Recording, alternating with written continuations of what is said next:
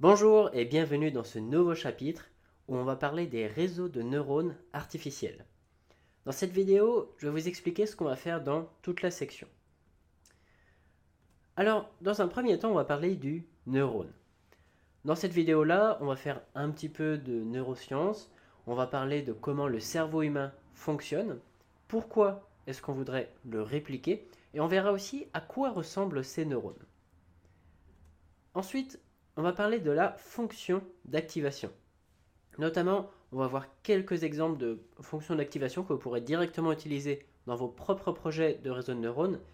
On va voir lesquelles sont les plus utilisées et aussi dans quelles couches du réseau de neurones elles sont les plus adaptées.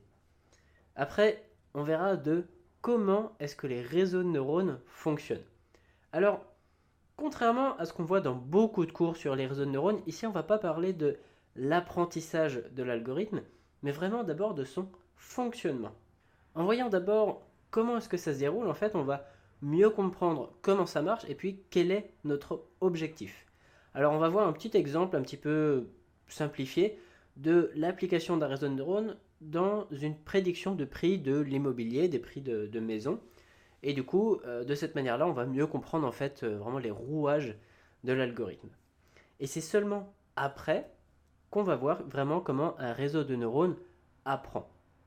Et puis là, on sera beaucoup mieux préparé pour bien comprendre. Ensuite, dans la continuité, on va parler de l'algorithme du gradient. Donc ça, c'est vraiment une partie de la phase d'apprentissage du réseau de neurones. Et puis notamment, on va voir pourquoi cet algorithme est meilleur que quasiment tous les autres, qu'une simple technique de brute force par exemple, ou toute autre technique. Après, on va aussi voir une version plus évoluée qui s'appelle l'algorithme du gradient stochastique, et qui est une version en fait qui est plus efficace encore que la précédente, et puis évidemment on expliquera pourquoi.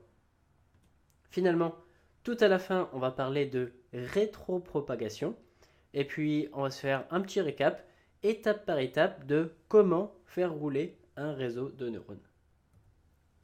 Voilà, j'espère que ce petit menu ici vous donne envie, et je vous retrouve dès la prochaine vidéo pour parler du neurone.